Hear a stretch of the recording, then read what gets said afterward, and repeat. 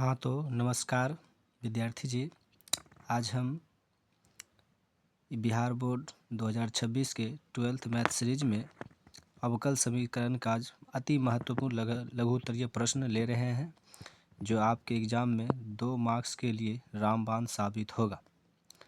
तो आपका इस channel a unique of mathematics class 11th and 12th पर स्वागत है। चलिए इसे हल करते हैं। कुछ प्रश्न लिए हुए हैं जो मोस्ट VVI प्रश्न है, जो आपके 2026 में आने की 100% संभावना है। देखिए, अवकल समीकरण में देहाती जुगाड़ से हम पढ़ाएंगे, जिसे आपको मैथ्स में कभी नहीं समझ में आया होगा, तो यहाँ आपको 100% समझ में आया होगा। चलिए शुरू करते हैं।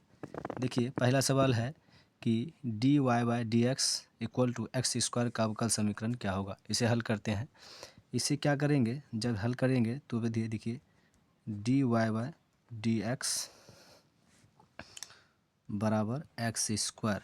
यहाँ देखिए, हमें एक बात को ध्यान रखना है कि x का x के साथ रखेंगे और y का y के साथ रहेंगे, यानी जात वालों के एक तरफ, बिन जात वाले का एक तरफ करेंगे। उसके बाद हम इंटीग्रेशन करेंगे। तो यहाँ से देखिए x dx और इधर एक्स स्क्वायर है, तो पहले इधर क्रॉसिंग गुना कर लेंगे तो क्या हो जाएगा, यहाँ से dy equal to X square dx। अब इसका डेरिवेटिव अवकल समीकरण करेंगे, तो यहाँ लिखेंगे आगे दोनों तरफ समीकरण। तो देखिए इधर भी इंटीग्रेशन लगाएंगे, dy इक्वल टू इधर भी इंटीग्रेशन लेंगे एक्स स्क्वायर dx। अब इसका तो डी इंटीग्रेशन क्या हो जाएगा, y का इंटीग्रेशन क्या हो जाएगा, एक्स क्यूब अपॉन 3 प्लस सी।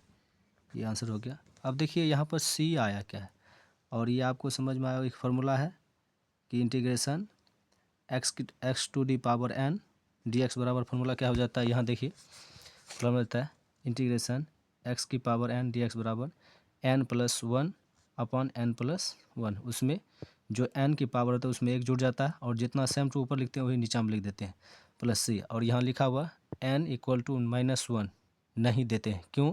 क्योंकि अगर +1 देंगे, -1 देंगे तो -0 में आ जाएगा, और 0 आएगा तो इन्फिनिटी मान हो जाएगा। नीचे हम 0 से भाग देंगे तो इन्फिनिटी होगा, इसलिए संभव मान नहीं होगा। इसीलिए हम n बराबर -1 नहीं देखे। तो कोई आपको समझ में आ गया। और c देखिए क्या है, ये जो c लिखे हुए हैं यहाँ पर c, ये देखिए एक समाकलन स्थिरांक है, जिसे कांस्टेंट बोलते हैं। स्थिरांक जैसे कि देखिए c इसलिए हम लगाते हैं, कारण यहाँ है कि देखिए हम इस कारण भी लिख दिए हुए हैं कि जब c स्थिरांक है, एग्जाम्पल लीजिए, जैसे हम डेरिवेट y बराबर एक्स स्क्वायर प्लस 2, इसका डेरिवेट क्या करते हैं तो 2x प्लस, देखिए ये जो स्थिरांक है ये क्या हुआ, गायब हो गया। उसी प्रकार से दूसरा लेते हैं तो y बराबर एक्स स्क्वायर प्लस 10, अगर मान लेते 10 लेते, यहाँ कुछ भी लेंगे कोई दिक्कत नहीं रहेगा। तो भी फिर अचर खत्म हो गया, कोई पता नहीं चल रहा है। तो इसीलिए इस कांस्टेंट, यहाँ देखिए डेरिवेट किए तो क्या हो, कांस्टेंट उड़ गया। इसीलिए उस कांस्टेंट को इंटीग्रेशन में हम c देते हैं उस कांस्टेंट के लिए। तो सीधा याद रखना है, डेरिवेट करते हैं तो c विलुप्त हो जाता है, डेरिवेट कांस्टेंट उड़ जाता है, और इंटीग्रेशन करते हैं तो कांस्टेंट जुड़ जाता है। ओके, c की जगह कुछ भी दे सकते हैं, a k b, जो भी आपका मन है वो दे सकते हैं। आगे देखिए दूसरा सवाल लेते हैं। तो चलिए आज दूसरा सवाल ले लिए dy, इससे भी हल करते हैं। तो देखिए दूसरा सवाल क्या है, dy/dx equal to 3x square plus 2 का अवकल समीकरण क्या होगा। तो dy/dx equal to 3x square plus 2, इसका भी उसी तरह से हल करेंगे। देखिए जब इस तरह से dy/dx equal to 3x square plus 2 दिया हुआ है, यहाँ हमेशा दोनों तरफ समीकरण नहीं लिखेंगे। दोनों तरफ अवकल समीकरण करने पर डायरेक्ट देखिए, जब इस तरह फॉर्मूला रहता है तो इसका नियम रूल क्या हो जाता है, यहाँ देखिए हम रूल लिख दिए नियम कि dy/dx इक्वल टू, अगर f(x) दिया हुआ, डायरेक्ट सीधा इधर दोनों तरफ समीकरण नहीं करने, डायरेक्ट हम इंटीग्रेशन कर देते हैं y equal to integration f(x) plus dx। तो ये रूल है इसका। पहला हम समझा दिए, इसी बार दूसरा इसलिए हम समझाएं कि आपको समझ में आ गया होगा कि y बराबर इंटीग्रेशन एफ ऑफ एक्स लिखते हैं, कोई दिक्कत नहीं।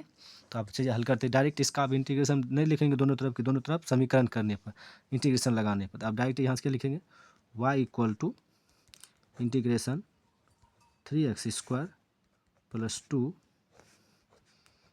dx। अब इंटीग्रेशन करेंगे इसका, y इक्वल टू इंटीग्रेशन क्या हो जाएगा, 3 बगल हो जाएगा, x में एक प्लस जुटेगा, नीचा जो ऊपर जोड़ेंगे वही नीचा लिखेंगे, 3 इंटू क्या हो जाएगा x³ और नीचा भी क्यूब हो जाएगा। तो ये देखिए 3 से 3 गायब हो जाएगा, प्लस ये 2 बाहर हो जाएगा, बगल इसका इंटीग्रेशन क्या हो जाएगा, 1 का इंटीग्रेशन x हो जाता है, तो क्या हो जाएगा 2x प्लस c तो देना है।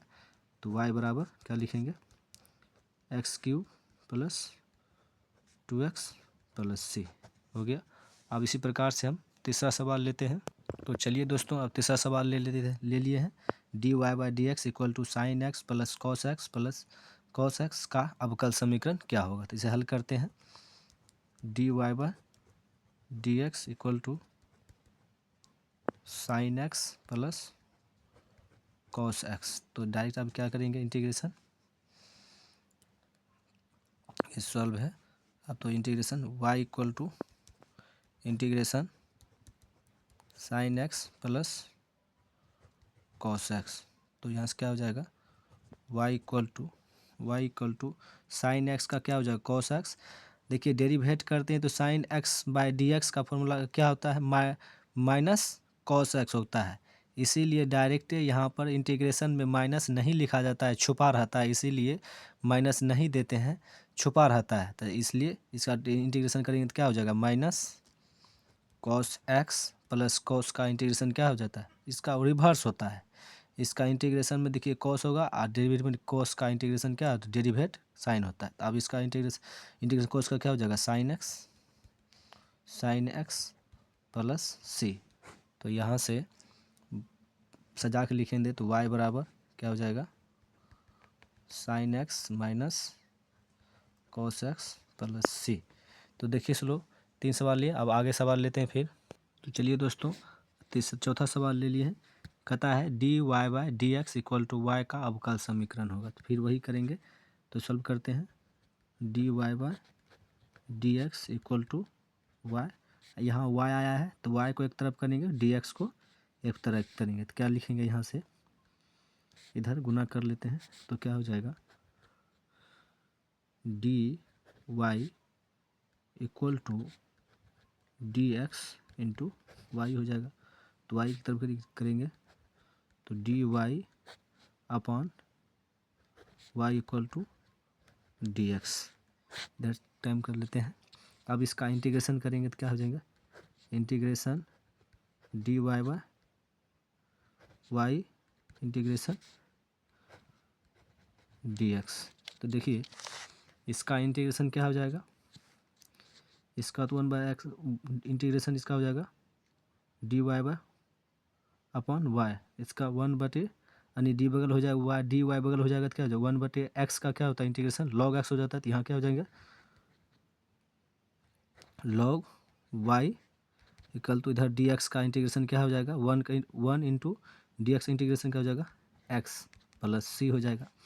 यही इसका आंसर हो जाएगा। देखिए एक स्टेप और भी बढ़ सकते हैं, जब लॉग को हम ख़त्म करते हैं, लॉग को अगर हटाते हैं तो उसके लॉग लुप्त करने के बाद ई आ जाता है, ई जुड़ जाता है। तो यहाँ से लिख देंगे y इक्वल टू इधर आ जाएगा ई एक्स इंटू सी। जब ई लगता है तो ये प्लस हटा के सी उसके कोफिशिएंट में आ जाता है, यानी गुणांक में आ जाता है। तो लॉग हटने के बाद ई लगता है, ई भी एक तरह से कांस्टेंट भी है, आगे बताएंगे। तो ये हो जाएगा y बराबर x, यहाँ भी आंसर रहता है, यहाँ भी आंसर रहता है। तो दोस्तों हमने लगभग 5 सवाल लिए थे, 4 सवाल लिए, इस तरह से आपको बताए हैं। तो आपको कैसा लगा मेरा सॉल्यूशन, तो दोस्तों आप बताएंगे, आगे भी इसका पार्ट 2 लाएंगे, जिससे आपका अवकल समीकरण से एक भी क्वेश्चन ना छूटेगा।